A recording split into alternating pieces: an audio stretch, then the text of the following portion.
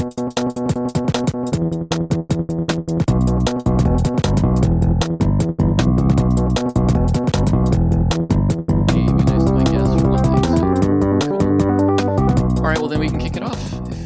we're good. Okay, so welcome everybody. Today is Friday, July 2nd, 2021. This is Get Smarter and Make Stuff, the podcast.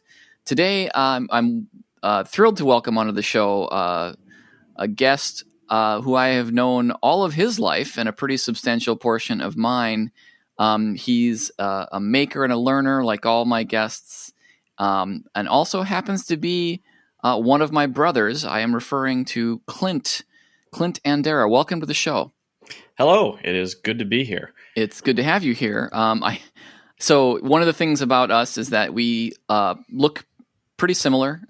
Maybe we'll put a picture up if people really, I don't know if we'll subject people to that, but one of the other things we've been told is that we sound very much alike. In fact, there's an amusing story involving our mother talking to me for a good 5 minutes before realizing she wasn't talking to you. My wife used to call the house and have to be very, very certain of who she was speaking with before she continued the conversation. So I'm hoping that won't be a barrier for our guests today, but when I go edit, I may have to like pan you hard left and me hard right or something just to make sure people can tell us apart. But I think they'll be able to tell, in part because you'll be the one saying intelligent things and I'll be the one saying things the way I usually do, which is different. So I had forgotten about that story, and I would be curious to from the listeners what they think. There was an image of actually was an image you had sent of somebody that looked like me, and you kind of sent it out and said, "Remind you of anybody?"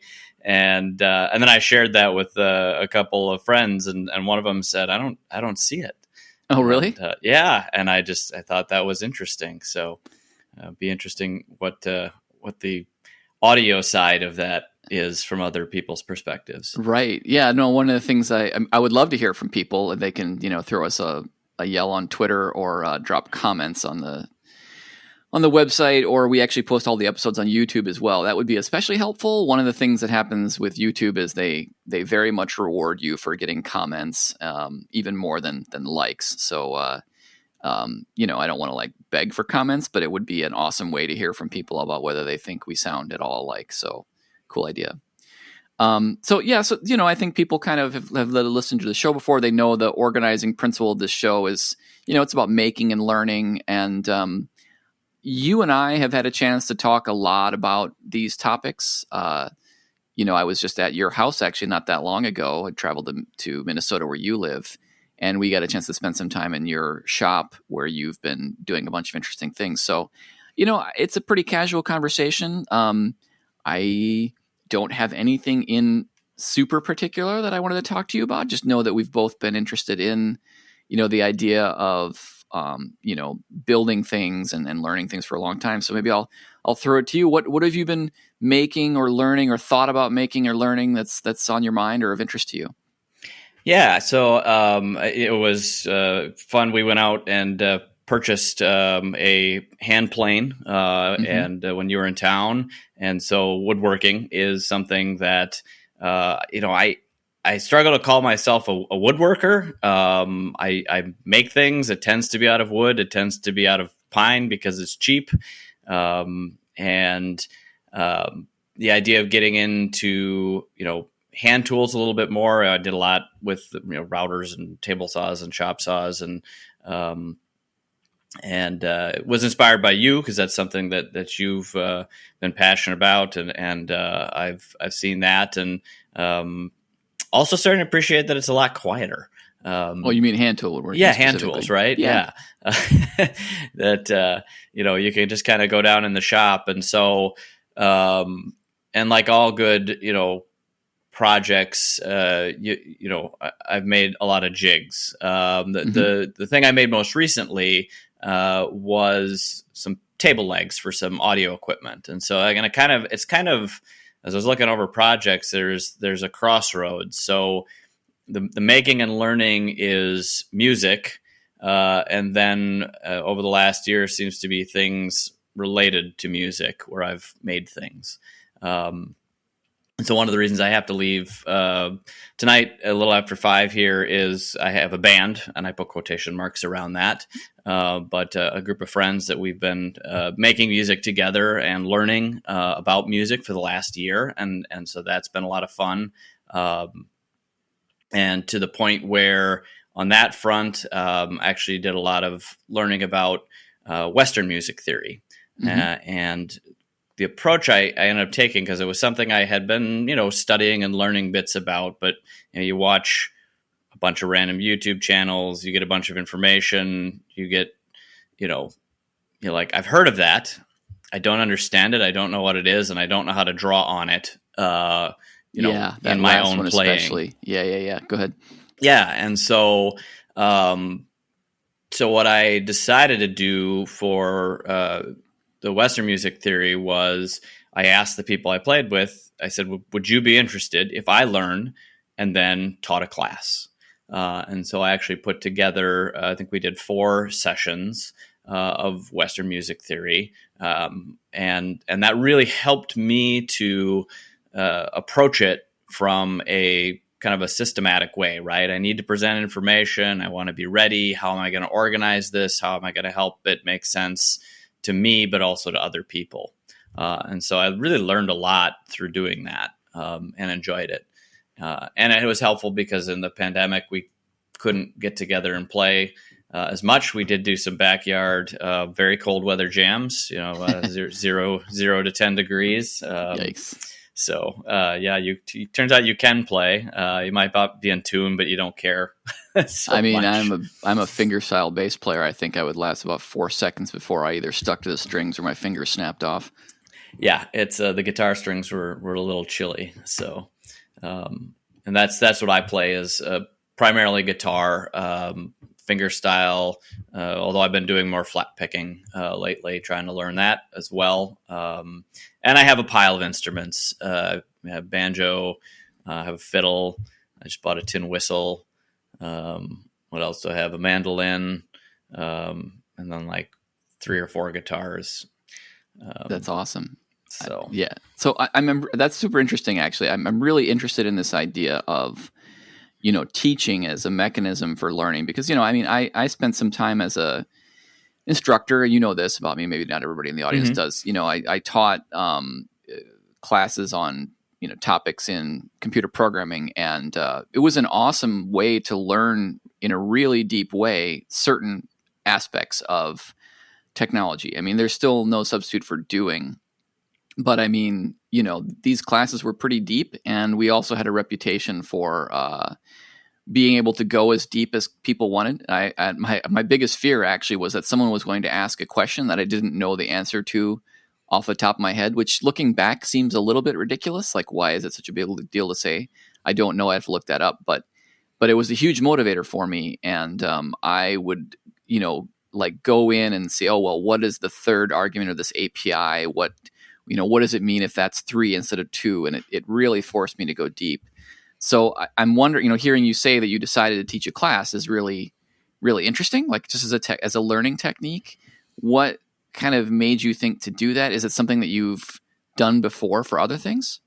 Not something necessarily that I've wanted to learn. I've taught classes or sessions on various technologies for work over the years, but I hadn't taught something that I wanted to learn. And I think you kind of hit on that, right? What if I get something wrong? Mm-hmm. And in this particular case, I had a group of like-minded individuals who were all learning together. I had the desire to do the deep dive, to do the research, and they had the interest in learning from that. My biggest fear in asking initially was they were all going to say, "No, I really don't want to learn. I just want to get together and play." And then I didn't know well, how am I going to learn music theory if I can't teach this class? Mm-hmm. But they all said, yeah, that sounds great.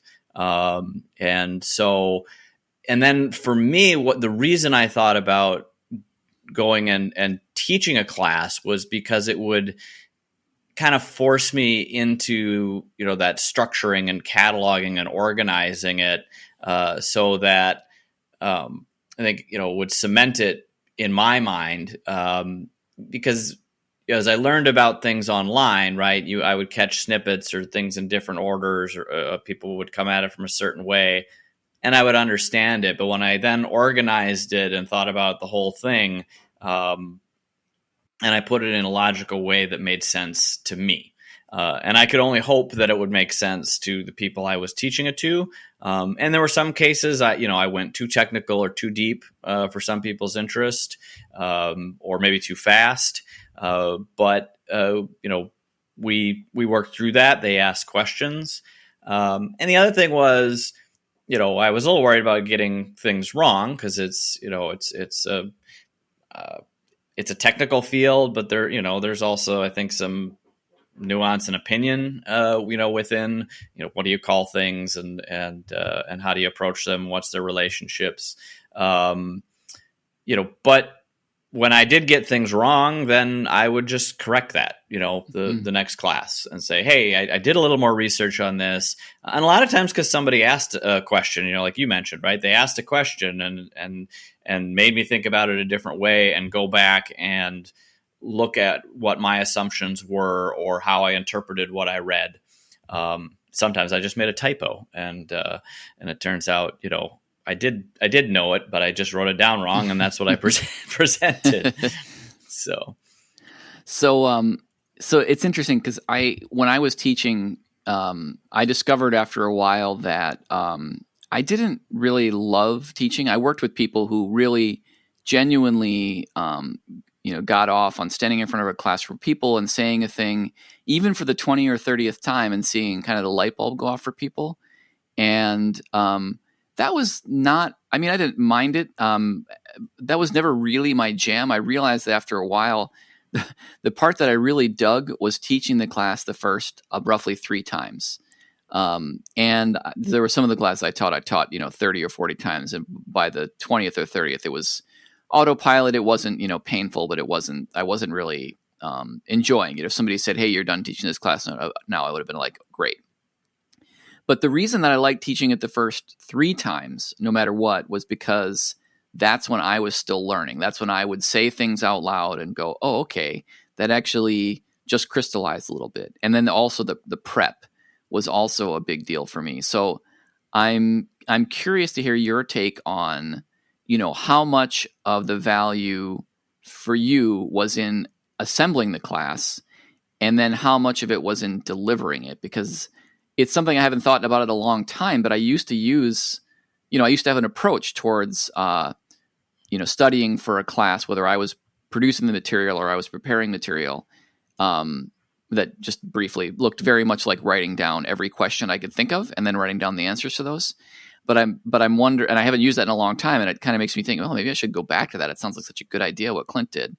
But I'm kind of curious to get your take on where the split was between delivering it and prepping it. Like, could you have gotten 80% of the value if you had written the class, and then set the PowerPoint slides on fire and walked away from it? You know what I mean? Which, sometimes is definitely a desire with PowerPoint even when you're making them.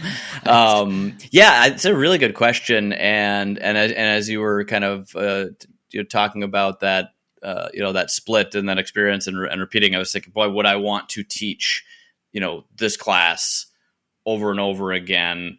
And I think the answer is probably no. I think I would do it a handful of times, but that the majority of the value was in the prep, because it forced me to think about the whole picture, right? What are all the components? The root, the root base of tones and notes, and then scales, keys, chords, right? So that was the progression that I built to start, to break it down and say, okay, this is going to be several classes. Here's how I'm going to organize it. And then to dig into each one of those. But, as I did it, I would learn things or find things that might fit in one of those other categories, and bring them back. And so I spent a fair amount of time on the first 2 sessions. And then I had a lot of the material, for the kind of the 3rd and 4th session, that came out of that. But then the teaching, like the act of teaching, cemented it. And so I think that, that 80-20 split, right, for kind of, made up numbers of what was Sure. the value, that What are the it units? probably holds. Yeah. The units are thinks. How many Yep. thinks was it? Yeah. Yeah. So that opportunity, one, it was the deadline, right? Having the deadline. Sure. If we set this on the calendar, there are going to be people there. I want to be prepared. And so that, that helped. But then two, to walk through it and, where did they have questions? Where did I completely lose them? And where did they lose interest, right? Because they started having side conversations or chats on the sure. on the Zoom call, and so going through that then helped me in a lot of cases look at things from a different angle, through the lens of somebody else, and then that would kind of cement the concept. In my mind, I would have those kind of same aha moments teaching it, mm-hmm. Where it's like, oh, it made sense, and now it makes even more sense. And I have I think I have an experience to recall. Right, there's that moment in time, there's that event or that memory of the act of teaching and somebody asking a question. Mm-hmm. So when I'm trying to remember it, that's what I remember, right? Is sure. The moment, rather than just like, oh, I knew this at one point. And, right. Yeah, I don't know it right now. So that's really interesting. So would you use this technique again? I mean, we were talking about woodworking very briefly towards the beginning. If you want to learn everything there is about molding planes or whatever catches your fancy, would you consider writing a class and I guess there's not and maybe delivering it as a technique for going deep on that or anything else? Yeah, I absolutely would. I think it's a valuable way. I think the challenge is what worked really well is that I had a very willing audience, and there wasn't an end game or an outcome. So as we got as far as we got, and everybody gained some knowledge out of it. And something that's a little more of a physical construct or something. I feel like, well, we have to get somewhere, or they need a project that they're going to use this skill in. But saying it out loud, it's kind of that. Probably should discount that and just toss it out there to, I know plenty of people who have, expressed interest or, said like, oh, I'd like to know how to do that or that, so to say, hey, I will teach you these basics if you want to learn, even if you have nothing, that you're going to do with it right away. I would enjoy it. It would help me. And if you would enjoy it, let's do that. Yeah, it kind of puts me in the mind of, now that we're able to maybe start, being in the same room with other human beings that we aren't, related to. More often, I kind of feel like a learning club or a lecture club would be a neat idea where, every week, whatever, every month, something, you show up and, one of the group has to present something, right? Could be music, could be art, could be woodworking, could be whatever. That'd be kind of I'm sure this thing exists already. I'm sure I'm describing a thing that is already being done by people, but it just, puts me in mind of that. Yeah. Well, I was even thinking about, YouTube channels, right? And, sure. And watching, there's the handful of kind of, favorite YouTube channels on a particular topic, the channel on music theory, the channel on hand tools and woodworking. And that effort of putting together, a video and editing and teaching has value, and consuming it is useful. But I wonder if, doing that with a small group of people who are participating, right? Either in person or digitally. I could imagine, hand playing basics, done over a Zoom call with questions, right? You've got a small audience that's doing live questions. I'm suddenly reminded of Science. What was it? Not Science Friday, but Ira Flato had the science program on TV. He did do Science Friday as one of the segments, but I forget what the weekly one was. Yeah.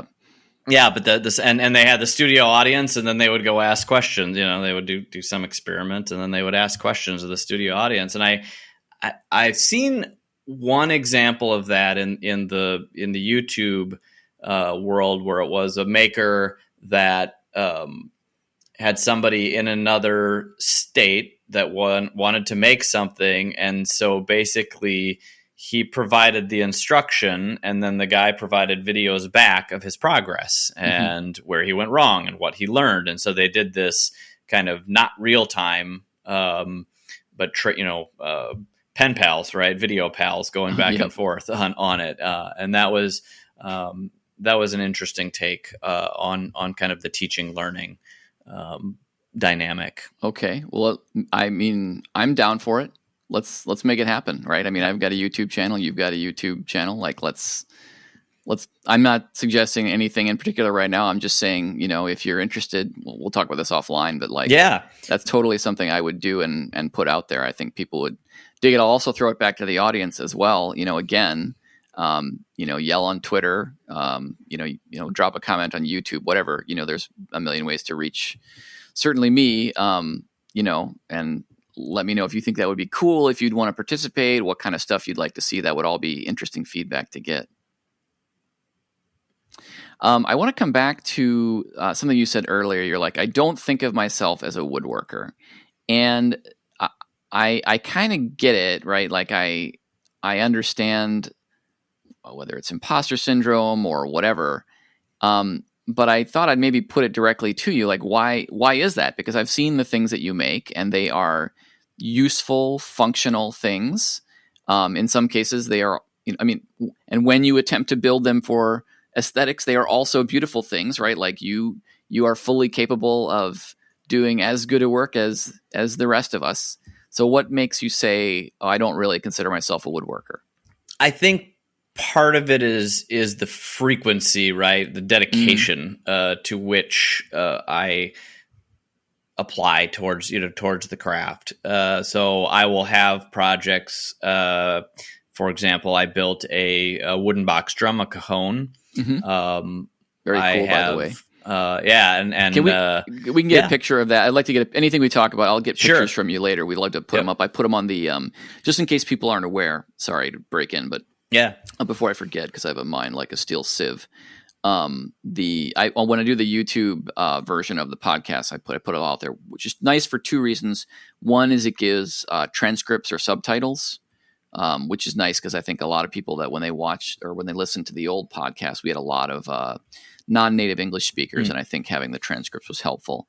But the other one is I do actually throw pictures in there when there is something to put pictures in of. So anyway, sorry to interrupt. Absolutely. I've got some photos and would love to share. And so this this box drum, it's a scrap wood project. It's 3/4 inch plywood and some 16th inch plywood base and a dowel and a half a snare drum. The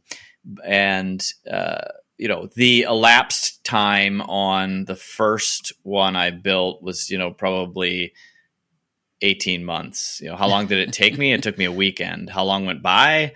A year and a half. Yeah. And so it's those kinds of things where I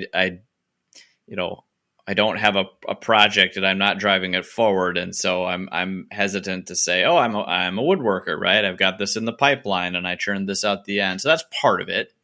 I think the other part of it is I haven't, dedicated time to learning the craft. I've done more of that lately, right? To better understand, like music, right? To better understand what is a note, where does a note come from? Why is it, why is it 12 tones? How are they structured? What is this wood? Why do we work with it the way we do? With the grain, against the grain. And you taught me when you were here last weekend. You said it's, if you think about the branches, right? It's circles. Things are round. It's not flat. Yes, we cut it flat, but we've cut a bunch of circles flat. And so thinking about it that way and spending more time, which is a little bit what I'm starting to do. And I think that effort to, be able to comfortably say, yes, I'm a woodworker. I understand the medium I'm working with, and I, I make it do what I want when it lets me. And also, I think so. That's two parts of,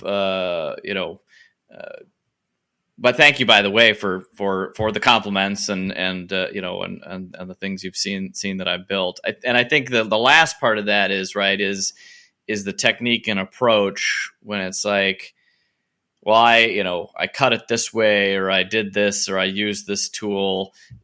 Everything's a hammer. And, well, that's not the right way to do it. But, the more I've done and things, also what I've realized is there isn't always one way. And I think actually you mentioned this, right? There's lots of ways you can do it. There's lots of ways that work.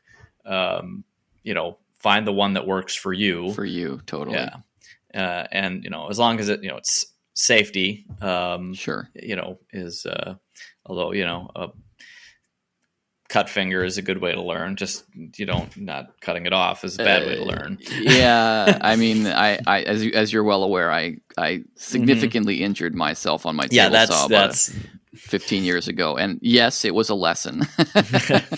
Yeah. I shouldn't say a good way, not a desired way to learn. Not a desired way to learn. But yes, for sure. It will teach a lesson. I take your point though.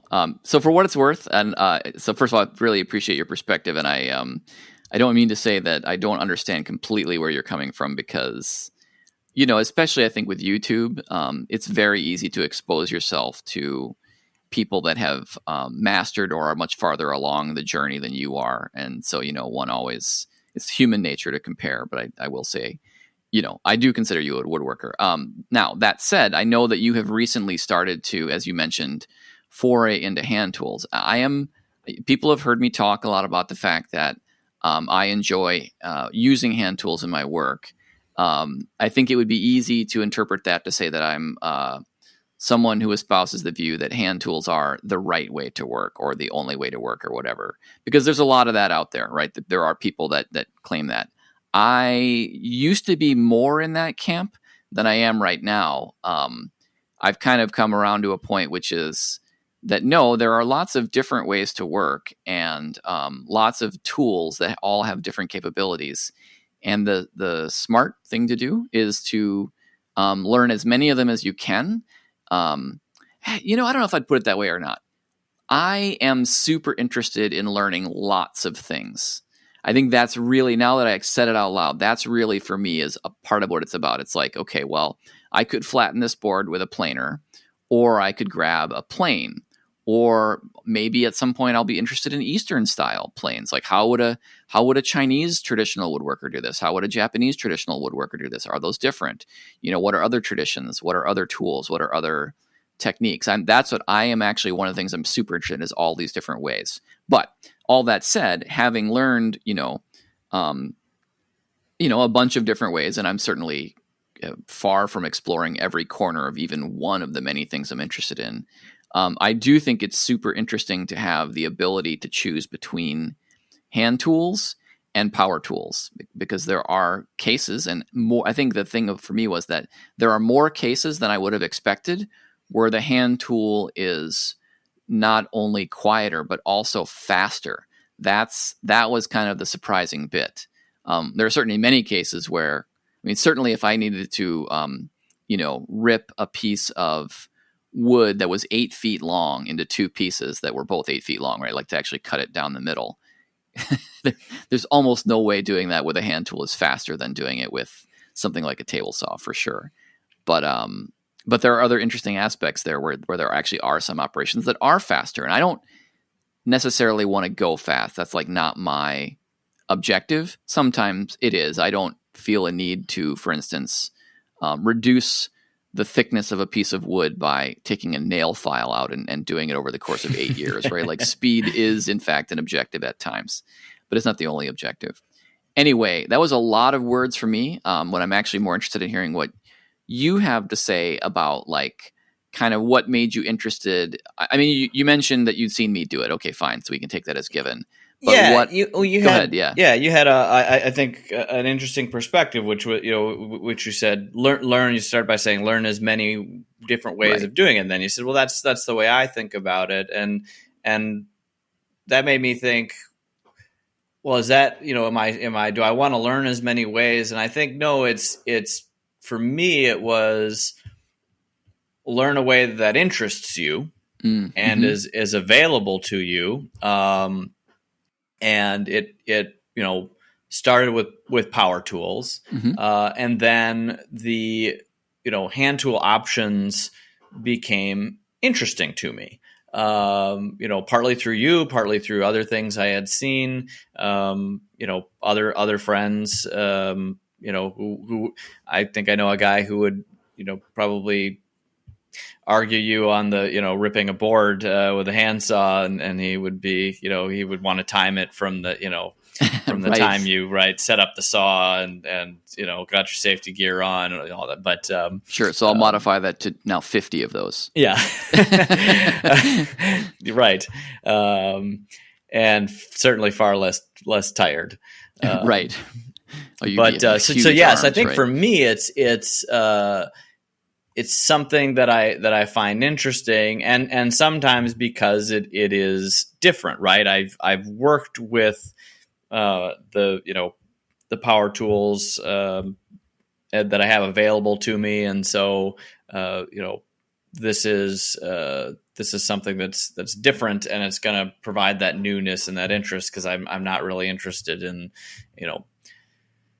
sitting there and cutting making a bunch of cuts on the on the chop saw and bringing it over to the router table and because the project itself, right, isn't always the thing, right? Like I didn't need a box drum. It just was a project that was approachable, and sounded fun, and it was. And now I've finished 2 of them, and I have a third one mostly built and destined for someone. I said, as long as you're willing to wait, it's yours. So I think I think it's for me, it's what, pick a method that interests you. One of the other projects that I did recently was just some table legs, and you saw these. It's a half slot joint of 2 flat pieces of MDF, and they stick together, and some audio equipment can sit on top of them. And there were 2 things that I wanted to learn out of that project, because I had some sawhorses that this equipment sat on, and it worked fine. It didn't look fine in the living room, but the fact that I have a 16-channel mixer in my living room is probably it's indicative of exactly. No, it's a statement. Yeah. So the objective for that particular project was, well, the end result is something I'd like to have, but I'd like to learn 3D modeling. And so, because I have several ideas on how these legs might work, and building them and having them be wrong isn't very practical. That would be very frustrating. Although, as it turns out, it felt like building them in 3D maybe was equally frustrating. It was just less wasteful of physical materials. Right. So that was one goal. And then the other was mildly working with MDF, just as an experience, because I had done, I've done a lot with pine and plywood things. but finishing then and just as getting a an nice aside, finish. sorry, Yeah. just let's come back to that. But just as an aside, what did you think about working with MDF? It's very dusty. Yeah. Far dustier than I knew it would be dusty, but far more than I expected. It's crazy dusty.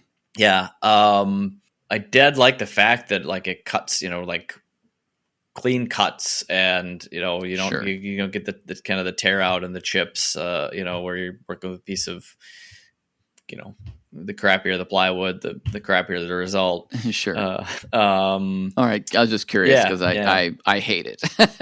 Yeah. I For this project, for this project, it was, I think, the right, sure, right choice. I could have easily done it with plywood. I would be very select about what I would use it for on other things. I think for making like jigs, sure, yeah, like certain part of jigs, that's because it's it's flat, it's stable. Yep. Yeah. So jigs, I would go to cheap. Yep. Cheap-ish anyway. I don't know what it's, if it's gone. I don't know if people are aware, but the price of wood over the last year has gone up about a factor of 4. I'm not sure whether that's true for MDF, given that it's made out of what we not so affectionately term termite barf. Okay, cool. I just wanted to ask you about MDF real quick, but you were talking about finishing, which I think is one of the more interesting parts of it for you. Yeah, it's and that's actually one of the challenges that I always have with being motivated on a project is the further along in a project I get, a mistake, yes, sets you back so far, and so I will get more and more hesitant, and I know that's common, and right up until the finishing, I'm not interested in learning more about finishing, but there is so much to learn. I really I kind of want to have that thing that like, this works. I know how to do it. I do it well. But I feel in order to find that thing, I have to learn about it. So that's this funny catch 22. I think that I run into in a lot of things, right? Well, if I want to know how to do this, then I need to know everything about it. So that I know I've made the right decision, which it's ridiculous, but yeah, it's part of being human. I'm laughing because I've felt that exact thing any number of times. That's funny to hear you say it. It's get out of my head. Right. So have I recommended the Flexner book to you? Yes. Yep. Okay. Yeah. There's a finish for the rest of the listeners. There's a book about finishing. One of the canonical books about finishing and woodworking is by Bob Flexner. I forget the name, but I'll put it in the show notes. Anyway, yeah, it's good. If you do want to understand finishes and finishing, it's a useful resource. I also have to graduate off of plywood. Sure. To a lot of the things that I do. That's like I said, plywood and pine. I'm a curler. Is one of the things. Yes, we need to talk about this so that people may not know what that means. Maybe you can just say just a little bit more about what you're referring to. Sure. So it's an ancient Scottish sport where you slide stones down the ice towards a target, and you affect their trajectory and distance through sweeping, and you drink beer. And I think that's a good summary of the sport. That is an excellent summary. Yeah. So you and a number of my other friends in Minnesota are really quite into this. I think it's been fun to watch how it's become such a thing. I mean, I'm not a curler. It's not a thing that happens around here very much, I guess, although maybe it does. I'm just not aware of it. But obviously it's a huge deal where you live. I mean, the climate is more amenable to it, although you're indoors in an ice rink. So that's something that could happen. I mean, if Florida can have a hockey team, then, curling can happen anywhere. Yeah, right? It is possible. And it is growing. It is a growing sport. But yes, it is huge. The club that I belong to was an expansion of the oldest club, Minnesota, the St. Paul Curling Club, was full. And the county had a nice hockey facility that they had actually shut down, and they said, "Hey, do you want to expand?" And they ended up doing a spinoff, and we became our own club. So we're the Frogtown Curling Club, and we like to say many of those friends that are mutual friends of ours that now curl. It's a nerdy sport because you can analyze it. You can talk about the nuances, and I think any sport you can get very nerdy about. Sure. But it's the physics of it are not fully understood. It's a very hard thing to really study the surface between a solid piece of granite and ice, right? Like you can't really get instrumentation right in there. Because the conditions are essentially instantaneous, right? Exactly. And one of the things about curling that people don't realize is that the ice is not smooth. We don't Zamboni the ice after people play. The ice makers who prepare the ice are very meticulous, and their goal is to get a perfectly flat sheet of ice to start. And then they do what's called pebbling. And so they take deionized water and in a backpack container with a wand that has a nozzle on the end that's got a bunch of holes in it, small holes. Actually, they have different size nozzles, and they'll experiment with different size water droplets, and they'll walk down the length of the ice, and they'll wave this wand back and forth and sprinkle the water. And what happens is when the drops hit the ice, they freeze in droplet format. So you have this kind of orange peel texture to the ice. And so without that on the ice, the rock actually wouldn't curl in a predictable fashion. But once you add that pebble and you add rotation to the rock curls in the direction of that rotation. And you're talking about like something that people might have seen with like a bowling ball, where really, really good bowlers can put English on, or like or a baseball that's thrown where it actually curves, and that's you're intentionally producing that by taking Correct. literal brooms and sweeping the ice in front of this sliding. How heavy is it, the rock? About 45 pounds. Wow. Okay, that's actually I thought it was lighter than that. That is quite heavy. Yeah, it's bonkers. I mean, I don't mean in a negative way. It's just it is like, bonkers in exactly weird. That way. Yeah, it's really weird in an interesting and cool way. And I don't know. It's fast. And just like I said, it's been really fun to watch you and my other friends back there who are really into it, because people are really extremely into it in a way. Yeah, I mean, I could talk about it right for 2-3 hours and then say a bunch of things wrong that would raise the ire of other people or definitely get me jabs. Curling heresy. Exactly. Yeah. So it's a fascinating sport. There's fascinating physics behind it. It's growing. It's something that's harder than it looks. We've had events with professional football players and hockey players. And the guy like, how hard could this be? And they fall down and tip over and can't get the rock all the way down the ice. And so it's harder than it looks but it's pretty easy to learn.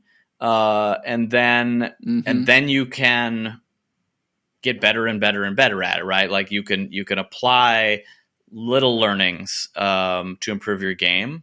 But it's also a social sport and a fun sport. And so if you don't want to get better at it and you don't want to learn, yeah, you can play too. And we'll have fun and we'll laugh. And then, we'll have a beer with the other team. And that's actually one of the things I love about the sport, is that it's part of the social culture is you participate after the game with the other team versus going off to your own corners and just, being angry about everything that went wrong. You get together and you laugh about how ridiculous this game is. You're sliding rocks down ice and sweeping it and yelling at each other. So. So it's funny in a way. It puts me in mind of a question I wanted to ask you earlier, which is, when I talk to the people that I talk to, and we talk about a variety of things, on the show. Although there's a bit of a theme, but one of the things that happens a lot is you find that the people that are into making or into software are also into music. And like you've worked in software for a long time, so we haven't talked about that at all. But that's part of your professional life as well. But and this is another one of those that you mentioned, like curling debates that can go on forever. I feel like this is another one that we could talk about forever. I'm still interested in your perspective. What's going on? Like, what is the thing that makes software and curling and woodworking and music all kind of the same thing, if that makes any sense? I suspect it does to you. Yeah, it does. And I think it's that ability to like pull it apart and analyze it. And it's problem solving, right? What is it we're trying to achieve? What do we want this wood to do? What shape at the end of the day, or in the middle of the project? Why is this not doing what I want it to do? In the middle of a curling game, right? How has the ice changed? What are the conditions? What have I learned in this game? Music, right? You can tear it down to the fundamentals of vibrations and then build it back up into this thing that is amazing and infinite, right? It can do whatever you want it to do. And software, same way, right? We're trying to solve some sort of problem, right? This is going to make my life better or more beautiful or more interesting. And so what tools do I have to craft that solution? Why is it not doing what I think it should be doing? I don't know that feeling at all. I have no idea. My software always works perfectly on the first try. Yeah. So, and then there is, maybe not with curling, but there's so much of it out there, right? Software technology is everywhere. Mm-hmm. And music is everywhere, that you constantly get that chance to kind of apply that knowledge and that experience and think about it. I mean, the crossover is, there's a app that I've been using to help build set lists and catalog songs and track lyrics. And it's a nice little app. And, but as you use it, a lot of people using it might say, oh, it'd be nice if it did this. And I break it down and go, well, gee, if this feature was added, here's how I'd implement it. Mm-hmm. This is the structure that I do, or this is how I'd organize that data. And so I think it's that ability that the common thread is right. It's components and problem solving that you can tear down and build up. And you can kind of do all that in your head, whenever you want. And then every once in a while you actually do it in real life and you go, oh, I should have started that a while ago. Yes, there's a whole show by itself, right? Yeah, and as you're talking, that all seems very, very correct to me. But I also wonder whether there's an element of bottomlessness, like all of the things that we're talking about. You touched on this already, where you said you can get better, right? Like music is clearly something you're never done with. Woodworking is something you're never done with, right? There's always more, and I think maybe importantly, there's more in an accessible way. Yes. Actually, I know a guy, you know him too, as a friend of we have three brothers. One of our other brothers is a friend, and he was a pretty serious guitar player. And he said he got to the point where he was practicing 6 and 7 hours a day, but for whatever reason, he wasn't getting better, and he stopped. And so I wonder whether, some of this is like, I play the bass, and I know that if I pick it up and spend time on it, I'm going to get better somehow. Right? Like it's bottomless. I'll never get to the end, but I'm pretty sure I'll always be able to make progress. And I wonder whether if there was some, like this guy, Eric, right? If he he kind of hit the wall, I wonder if that would take away that aspect of it, if you see what I'm saying. Yeah, I do. And I think, I think about that, right, that learning plateau, right, and very, very common in music. But I think it, really does apply to anything. Sure. Where you build up a skill and then you don't see that improvement. And so is that a long plateau? Because, I think the question that I'd like to ask Eric is, what was it or where was it that you were trying to get better, or was it an external judgment, right? That like you if you're trying to, sell your woodworking or do music professionally, it's always that, like, it's always enjoyable until you have to do it for a living. Right. Although some people have found that happiness balance, and that's great.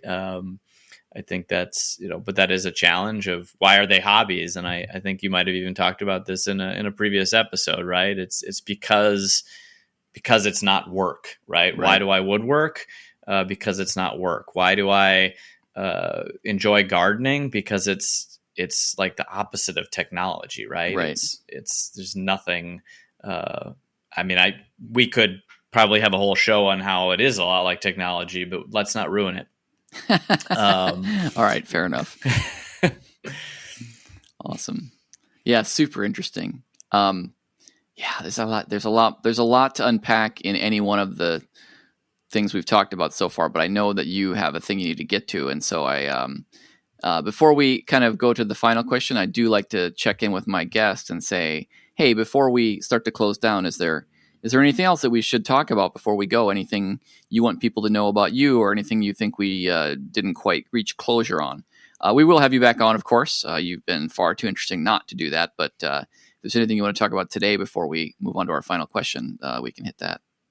No, I think this has been fun. I very much enjoyed it. Like all projects or experiences, there's always that hesitation of, will I have something to talk about? Will it be interesting? Where will it go? And I enjoyed it. I hope other people do as well. I know that I did listen to previous episodes, and as I was driving back from an event down in Iowa a couple weekends ago, I almost ran out of gas because I was so engrossed in listening. Oh, that's so awesome to hear. I mean, I don't want you to get stranded in Iowa of all places, but no, that's super nice of you to say so. I really appreciate that. Well, and it's funny because you're not the first guest to say, well, I don't know if I had everything to talk about. I think Fogus said that maybe before his episode. And of course, if you listen to that one, it was, in my opinion, fascinating. But I am never in any doubt that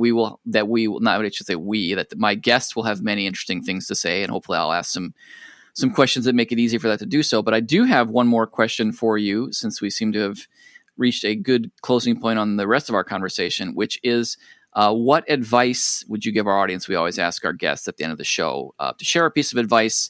It can, of course, be about anything. It can be advice they've been given, advice they wish they were given, or really anything in the nature of advice. So what advice do you have for our audience, Clint?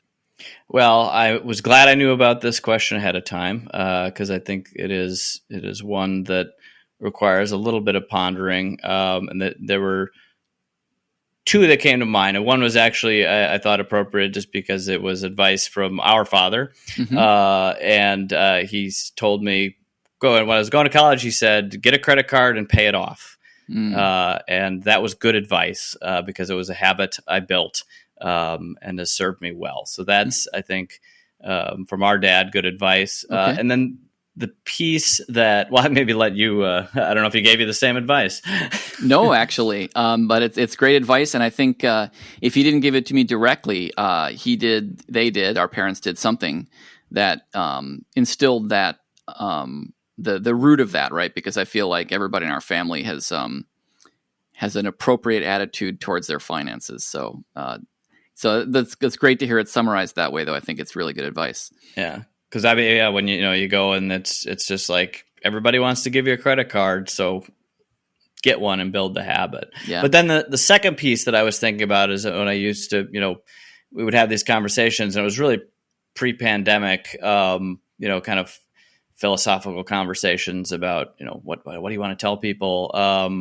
And it was always travel. That a friend that I went to high school with, when we would talk about, if more people traveled, and just had, global experiences, ideally, right? Seeing different cultures, experiencing different parts of the world, seeing how we're the same and how we're different, and how that makes things, interesting and wonderful. Now with the pandemic, and yes, it's, knock on wood, winding down, and we can, assist in global vaccination push and reticence in the U.S. And all of that. So as I was thinking about it, it was, travel's maybe not, the best advice. But I think fundamentally what it is take time to step back and get a different perspective. I think that's really the lesson, or the piece that I, want people to think about. I like to say a lot of times at work, it's like, these are good ideas. You might not be right. You're probably not wrong either, right? There's lots of different perspectives, and let's hash them out, and then find a thing that works best, or that we can do. But recognize that there are different ways to do it, which was also interesting because as I thought about this quite a bit in the last couple of days, I also actually kind of applied that back to woodworking, and it was like, find a method that works, and that's okay. Find another one that works, and see if you like that better. I love it. No, it's great advice. The perspective thing, like you touched on that when you talked about, building the class, that it helped you get a different perspective. So I think there's all sorts of useful bits of information in there. Well, I do know I do need to let you get going, and much as I'm sure we could talk for quite a bit longer, but this has been a super interesting discussion. I really appreciate you taking the time to come on and talk to me. I mean, I always enjoy talking no matter what, but letting me hit record and put this on the internet, I certainly appreciate that. So thanks a ton for coming on. Happy to do it. Glad you asked me. Thank you very much, and look forward to this and future episodes. Thank you. It's been enjoyable to listen to. Cool. So. Yeah. So I realized that I have been missing an opportunity for a way to close the show. I think the conversation we had today is great fodder for how I would like to start doing that from now on, which is I hope that this conversation will be inspiring to people to go and get smarter and make stuff. See you next time.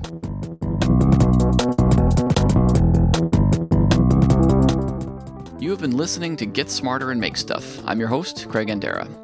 Visit the show online at getsmarterandmakestuff.com. That's all spelled out, all one word.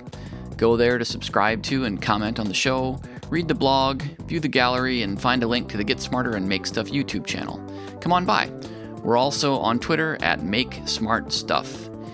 If you enjoyed the show and feel like sharing with others you think might like it too, I'd certainly appreciate it. Thanks for listening, and see you next time.